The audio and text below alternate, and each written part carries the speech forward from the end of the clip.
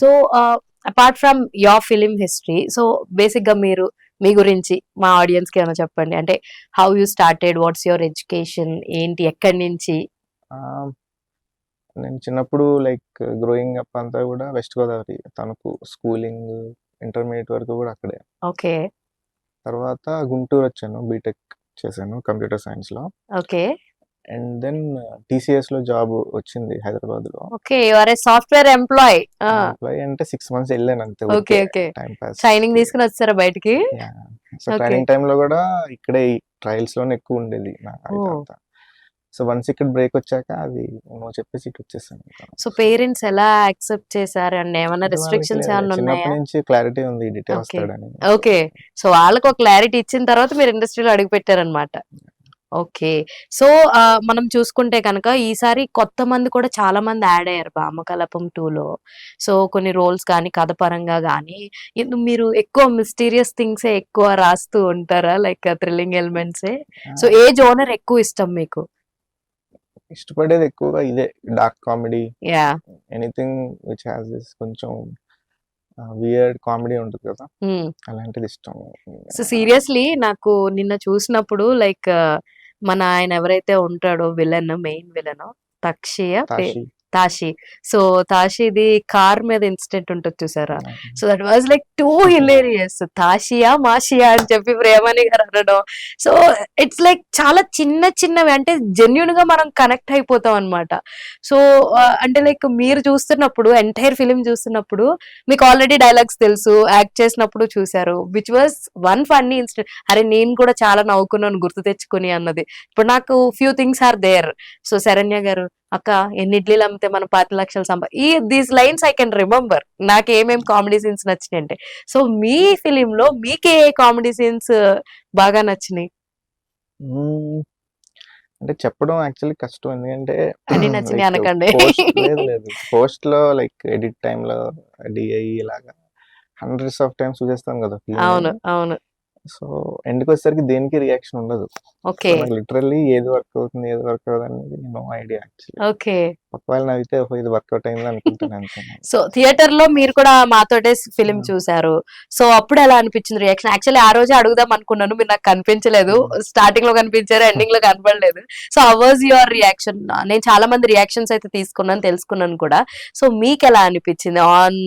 అంటే 1 కి ఎలాగో స్కోప్ లేదు, ఆడియన్స్ తో చూసే అంత స్కోప్ లేదు. నేను ప్రియమణి గారిని కూడా అదే అడిగాను, హౌ యు ఆర్ ఫీలింగ్? మరి 1 ఎలాగో ఆడియన్స్ తో చూడలేదు, 2 you started watching with audience కదా. సో సేమ్ క్వశ్చన్ మీకు అప్లికబుల్, మీకు ఎలా అనిపించింది? Nice, first time big screen లో చూడటం, లైక్ విత్ పీపుల్, జనాలు, బాగా అనిపించింది నవ్వుతున్నప్పుడు సీన్స్ దగ్గర. సో ఒక ప్రౌడ్ మూమెంట్ అనే చెప్పాలి. మీ పేరెంట్స్ వచ్చారా అండి లైక్ ఫిలిం చూడడానికి, లేదా పోనీ చూసారా? ఫాదర్ లేదు, మదర్ ఓకే, చూసారా? ఏమన్నారు చూసి? క్లైమాక్స్ లో ఎక్కువ మంది చచ్చిపోయారు, సంథింగ్ ఏదో అట్లేదు అది నచ్చలేదు అంటనా? నచ్చలేదు కాదు, సంథింగ్ లైక్ దట్ అన్నారు. ఓకే, యాక్చువల్లీ మై అత్తయ్య, మా మేనత్త, ఆవిడ చాలా ఇంట్రెస్టెడ్ ఉన్నారు అనమాట, ఎంతూజియాస్టిక్ గా ఉన్నారు మీ ఫిలిం గురించి.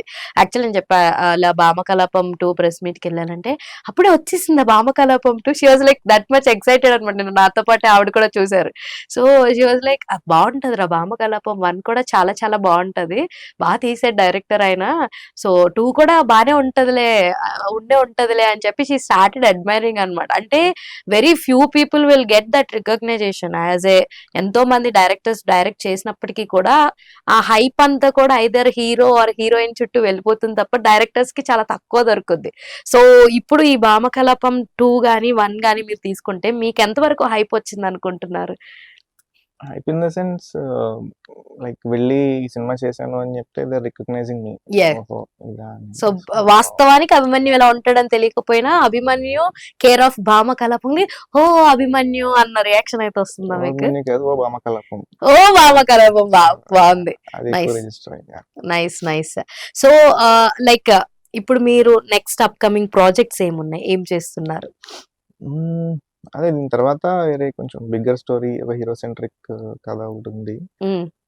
ప్రాబబ్లీ 90%. సో అంటే లైక్ అది కూడా డార్క్ కామెడీ ఉంటుందా? ఏ హీరోతో ఎక్స్పెక్ట్ చేయొచ్చు? Like it's a bigger hero or else already dear comrade work చేశాను అన్నారు కాబట్టి మేబీ విజయ్ దేవరకొండ అంత ఏమన్నా పెద్ద అంత ప్రాజెక్ట్ అయితే కాదు కానీ సమ్వేర్ కొంచెం లైక్ మిడ్ లెవెల్, మిడ్ దీనికంటే లెవెల్ పెద్దది.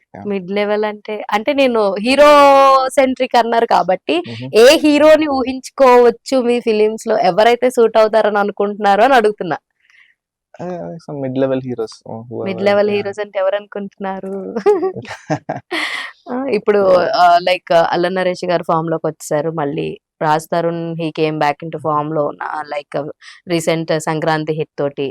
So Nikhil is already having a big stardom మొన్న పాన్ ఇండియా లెవెల్. సో మీరు వచ్చేది ఇప్పుడు అప్కమింగ్ మూవీ పాన్ ఇండియా లెవెల్లో నడుస్తుందా లేదంటే ఓన్లీ తెలుగు ఆడియన్స్ కేనా సొంతం?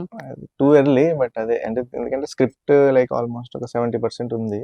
ఓకే. వెళ్ళి కూర్చొని ఒక 1-2 months రాసి సో ప్రొడ్యూసర్స్ రెడీగా ఉన్నారా అండి? లైక్ మోస్ట్లీ ఇదే ప్రొడక్షన్ లో ఇదే ప్రొడక్షన్ లోనే చేద్దామని అనుకుంటున్నారు ఆబ్వియస్లీ. సో అంటే లైక్ 1-2 హిట్ అయింది అంటే the producers also will have a huge hope ఉంటుంది అండ్ వాళ్ళ మీద ఎక్కువ భారం కూడా పెరిగిపోతుంది. ఐ థింక్ మనం చూసుకుంటే ఎస్కేఎన్ గారు సాయి రాజేష్ గారిని ఎలాగైతే బేబీ సినిమా అంత హిట్ అయిన తర్వాత we will do in films అంటారు కదా, సో అలాగే యు ఆల్సో అసోసియేట్ విత్ ఆహా తోటే అసోసియేట్ అవుతాం అనుకుంటున్నారా లేదా సమ్ ఎల్స్? అదే మన డ్రీమ్ ఫార్మర్స్ అని సుధీర్ గారు ఉన్నారు కదా ఓకే. ప్రొడ్యూసర్. ఓకే. సో ఇంకొక క్వెషన్ అండి, నాకు అర్థం కాలేదు. సో ఒక సాంగ్ అది కూడా పూరి, ఇడ్లీ, దోస అని ఒక హీరోయిన్ అనుకునేటట్టుగా థాట్ ఎవరిది అసలు? పూరి, ఇడ్లీ, దోస. మేము థియేటర్ లో కూర్చున్నప్పుడు ఏదో వస్తుందని అనుకున్నాం, కానీ like our friends are like అరే అది పూరి ఇడ్లీ రా, పూరి ఇడ్లీ రా అని అంటున్నారు. సో అసలు ఆ థాట్ ఎవరికి వచ్చింది? Because that is very unique thought అన్నమాట. అది యాక్చువల్లీ లాస్ట్ 2 weeks లో యాడ్ చేయించాను. అది అప్పటి వరకు ఓన్లీ మ్యూజిక్ ఉండేది. ఓకే. ఐ ఫెల్ట్ ఇట్లా ఏదైనా చిన్న హమ్మింగ్ లా ఉంటే బాగుంటదేమో అనిపించి లాస్ట్ లో ప్రశాంత్ మన మ్యూజిక్ డైరెక్టర్ తో యాడ్ చేయించాను.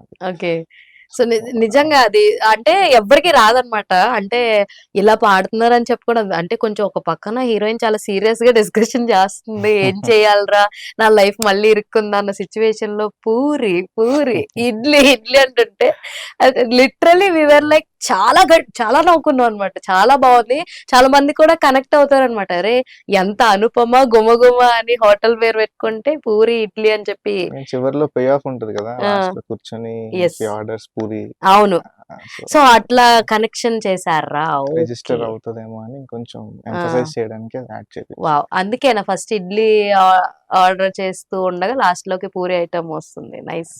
సో అంటే మీరు కొన్ని ఏవైతే సీన్స్ తీసారో లైక్ మోస్ట్ అడ్వెంచరస్ థింగ్స్ అనొచ్చు మనం, అవన్నీ తీసేటప్పుడు ఎలాంటి లైక్ జాగ్రత్తలు లాంటివి ఏమన్నా తీసుకుంటారా? How you did all this? Usual అంటే స్టంట్ డైరెక్టర్ ఉంటారు శంకర్ మాస్టర్ అని.